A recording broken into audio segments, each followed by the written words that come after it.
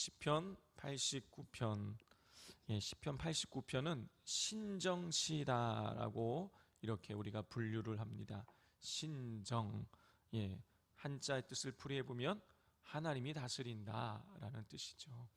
그러니까 이게 신정시라는 것은 하나님께서 하나님의 통치를 찬양하고, 그리고 하나님이 이 세상의 주권자가 되시고 창조주가 되심을 찬양하는 시입니다.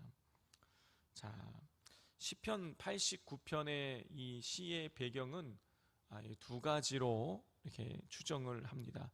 첫 번째는 솔로몬의 아들 르호보암 때에 있었던 그 시삭이, 애굽 왕 시삭이 남유다를 침공했었던 때일 것이다 라고 이렇게 추정을 하고, 또 한 가지는 이 바벨론의 침공으로 인해서 다윗 왕조가 몰락 위기에 처해 있을 때 그때를 배경으로 할 것이다.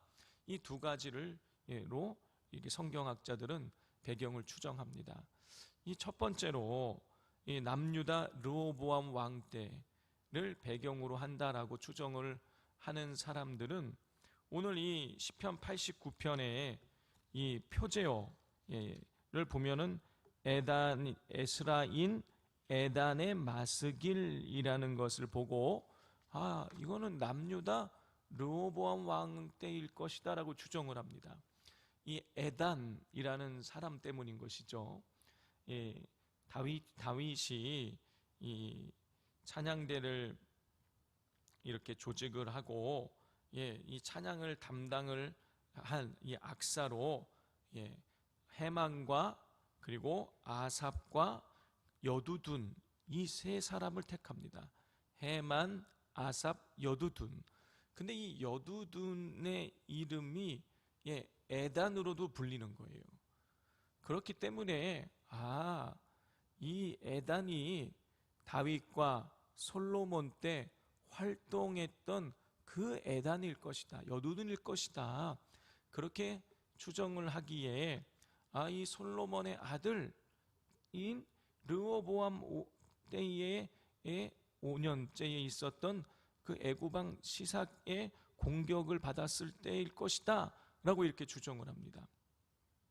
자, 그런데 이 주장이 힘을 잃게 되는 것은 이 38절 이하의 말씀을 우리가 쭉 읽어보면 이 다윗 왕조의 몰락을 시사하는 내용들이 계속 나오고 있어요.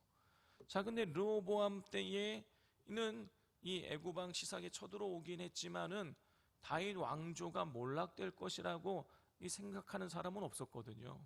그러니까 애굽 왕 시삭 때를 배경으로 한다, 르호보암 왕 때를 배경으로 한다라는 것은 힘을 잃게 되는 것입니다. 자, 따라서 이 38절 이하에 다윗 왕조가 이제 완전히 몰락하게 될 것이라는 내용들이 이렇게 쭉 나오는 것을 보면, 이때는 분명히 다윗 왕조가 언제 몰락을 하게 됩니까? 바벨론의 공격을 받아서 이제 남유다가 완전히 멸망을 당할 때, 그때 다윗 왕조가 몰락을 하게 되는 것이죠.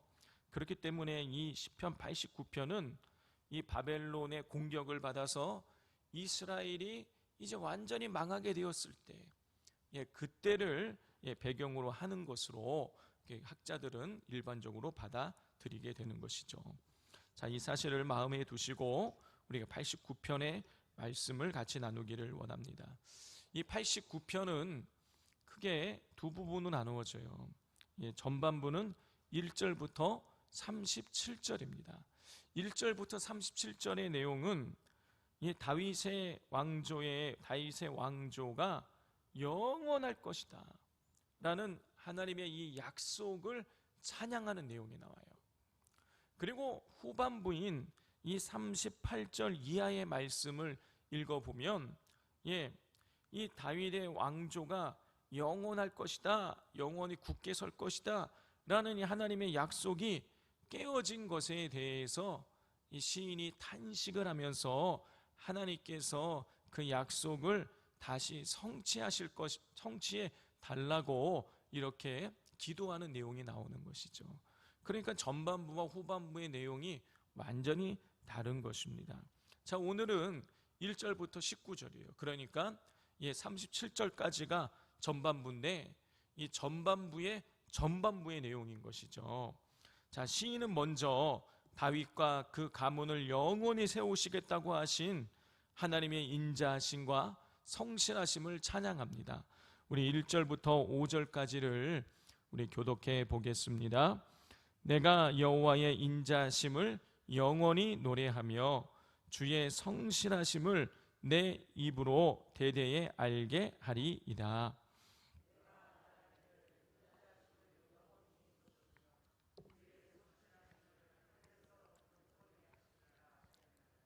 주께서 이르시되 나는 내가 택한 자와 언약을 맺으며 내 종 다윗에게 맹세하기를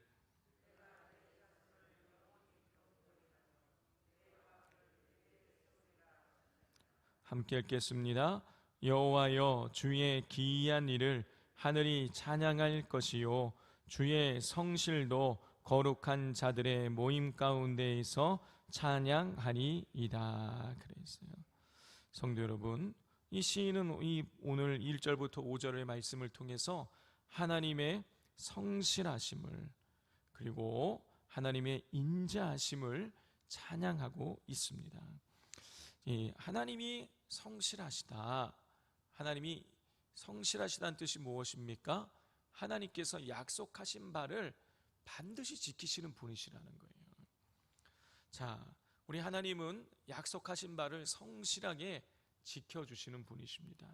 자, 이 사실을 우리가 이 출애굽기의 내용을 보면 알 수가 있어요. 하나님께서 우리가 최근에 이 수요 예배를 통해서 계속 나누고 있는데 모세를 시내 산으로 부르셔서 이 십계명 돌파 주시려고 했는데 어떻습니까? 모세가 40일 동안 내려오지 않으니까 이스라엘 백성들이 금송아지 만들었어요. 그리고 우상을 숭배한 것이죠. 금송아지 앞에서 노래하고 춤을 추면서 우상을 숭배했습니다. 자, 그때에 여러분 모세가 그 환경을 보고 돌판을 깨뜨리고 하나님 앞에 간절히 기도하죠. 하나님께서 이 백성을 용서해 달라고. 그러자 어떻게 합니까? 하나님께서 이스라엘 그렇게 금송아지를 숭배하고 하나님의 계명을 깨뜨렸던 그 이스라엘 백성들을 이런 말씀을 하시는 거예요. 내가 이스라엘 백성들을 가나안 땅에 들어가게 하겠다. 여러분 지금 하나님과 언약 맺은 지가 한 달, 두 달, 두 달도 채 되지 않았어요. 이제 40일 지났는데 그 사이에 하나님 배신한 거예요. 자, 그런데 만약에 저 같았으면은요, 너희들 다 필요 없다. 계약 이제 다 끝났으니까 너희들 너희 갈 길 가고 가나안 땅은 무슨 가나안 땅이냐, 광야에서 그냥 죽어라. 그럴 수 있잖아요. 그런데 하나님이 말씀하시는 거예요. 내가 아브라함과 이삭과 야곱에게 그 후손들에게 가나안 땅을 주겠다고 약속했으니 내가 지키겠다. 너희들 비록 지금 우상 숭배했지만 내가 그 약속은 지키마. 너희들 가나안 땅으로 내가 인도하겠다. 약속해 주시는 거예요. 하나님은 설사 우리가 죄악 가운데 빠져 있을지라도 우리와 약속하신 바를 성실하게 지키시는 분이십니다. 하나님은 약속하신 바를 반드시 지켜주시는 분이세요. 사람은 변질되고 배신하고 그 약속한 바를 어기지만 하나님은요, 우리의 상태에 상관이 없이 약속하신 바를 지켜주시는 분이십니다.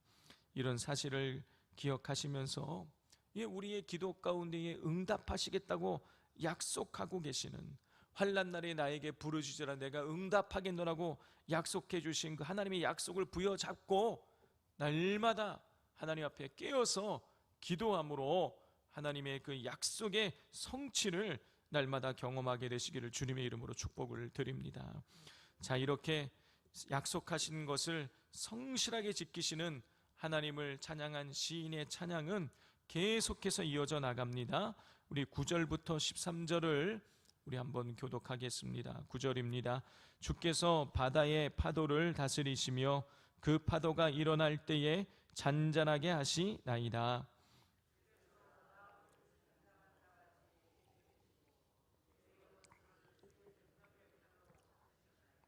하늘이 주의 것이요 땅도 주의 것이라 세계와 그 중에 충만한 것을 주께서 건설하셨나이다.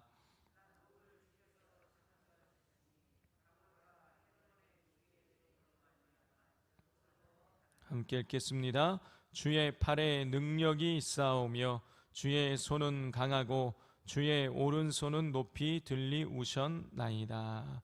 자, 9절에서 시인은 하나님께서 파도를 다스리시고 또 파도를 잔잔하게 하신다라고 찬양을 합니다.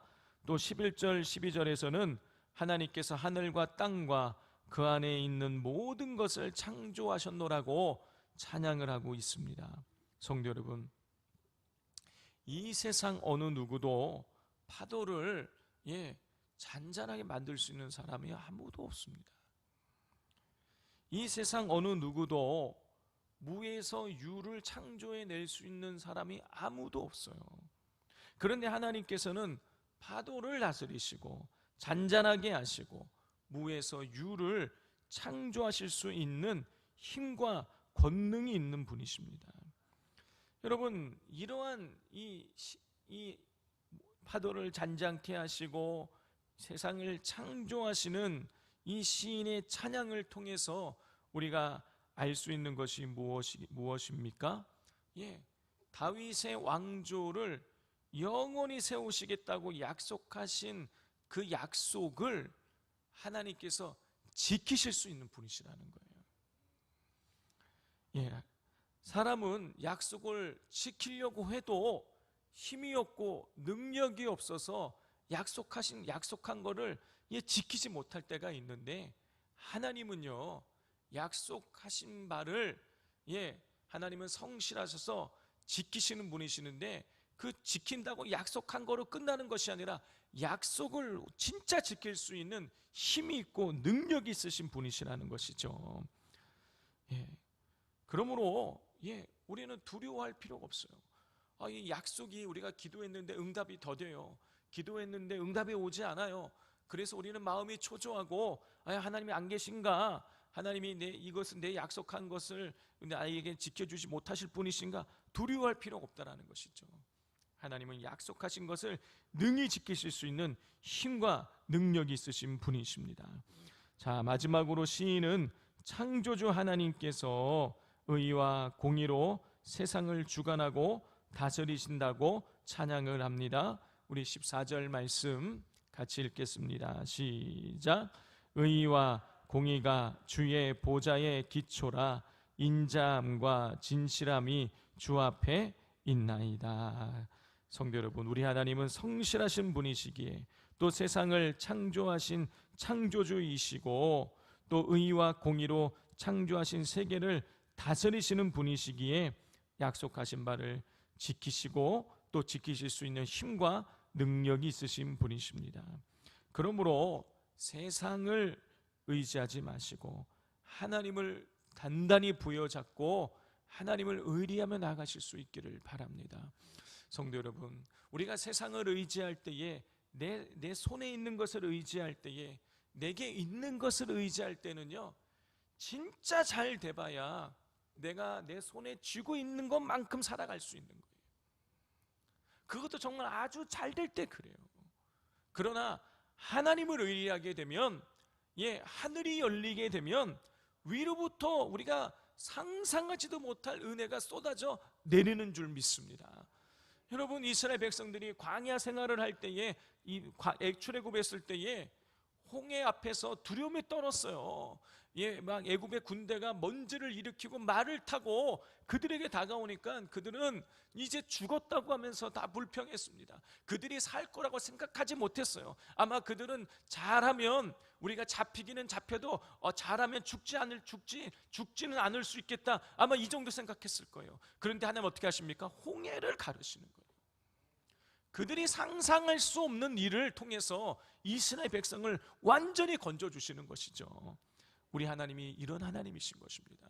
우리의 생각과 이성과 상식을 초월하여 능히 역사하실 수 있는 분, 그분이 우리 하나님이신 것입니다. 그러므로 내 손에 있는 것, 내 능력 의지하지 마시고 세상을 주관하고 천지를 창조하고 약속하신 바를 신실하게 이루어 나가실 수 있는 창조주 하나님을 의뢰함으로 말미암아, 하늘이 열림으로 말미암아 하나님의 능력으로 능히 모든 난관을 뛰어넘어 하나님의 역사를 누리게 되시기를 주님의 이름으로 축복을 드립니다. 우리 이 시간 말씀을 기억하면서 함께 우리 기도하기를 원합니다. 내 힘으로 감당 안 되는 그 일들 하나님의 힘으로는 감당할 수 있고, 또 하나님은 우리가 약속하신 바를 신실하게 지키실 수 있는 분이신데, 우리가 환난 날에 내게 부르짖으라 내가 응답하겠노라 라고 말씀하여 주셨으니 그 말씀을 의지하여서 우리가 우리 인생의 문제를 주님 앞에 아뢰고 기도하면서 나가기를 원합니다. 하나님 앞에 마음의 소원을 아뢰시고 간구하십시오. 또 오늘 이 금요 기도회가 있는데 금요 기도회를 통하여서 성령의 충만함이 임하게 하여 주옵소서. 하늘이 열려지고 성령의 충만함 받아서 우리가 세상을 이길 수 있게 해달라고, 세상을 이길 수 있는 권능을 갖게 해달라고 또 이 시간 주여 부르짖고 기도하겠습니다. 주여